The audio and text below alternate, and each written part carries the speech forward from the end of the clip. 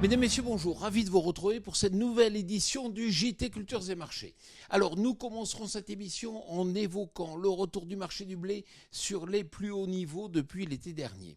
Nous parlerons ensuite de la progression des semis de maïs et de soja aux États-Unis avant d'étudier l'état des stocks ukrainiens de blé. Enfin, nous ferons un point sur les perspectives de production de blé en Russie qui se dégradent.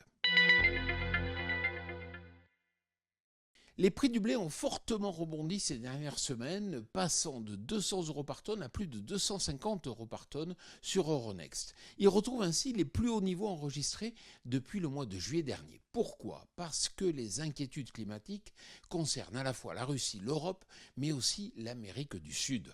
En fin de semaine dernière, le rapport mensuel de l'USDA a d'ailleurs confirmé les tensions concernant les disponibilités en blé prévues pour la nouvelle campagne.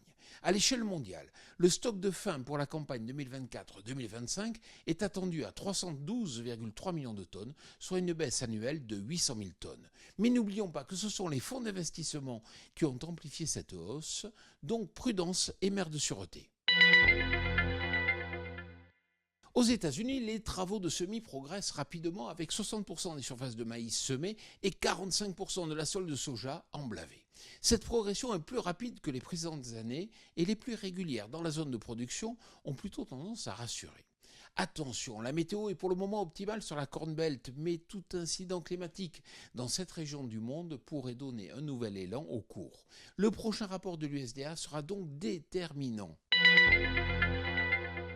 En Ukraine, les exportations de blé restent dynamiques et sont estimées à hauteur de 17,5 millions de tonnes lors de la campagne en cours. C'est donc un plus haut depuis le début des conflits en région mer Noire. Pour autant, si les exportations s'accélèrent, la production devrait diminuer.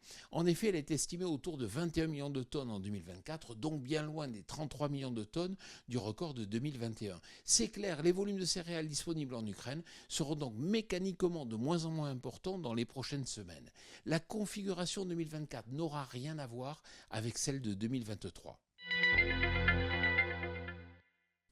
88 millions de tonnes, c'est la production russe de blé attendue par l'USDA en 2024. Elle est donc en baisse par rapport aux 2 dernières années, qui se situaient plutôt autour des 92 millions de tonnes. Il faut dire que les conditions climatiques sont loin d'être optimales depuis un mois. La vague de chaleur et de sécheresse dans le sud du pays laisse désormais la place à des gelées importantes dans le centre de la zone de production et aussi dans la région de la Volga. Des températures inférieures à moins 10 degrés Celsius ont même été relevées. Des pertes ont déjà été actées et toute nouvelle dégradation des potentiels de production pourrait de fait activer la hausse des cours. À suivre donc. Voilà, le JT Culture et Marché, c'est terminé. Je vous souhaite bien sûr une excellente semaine.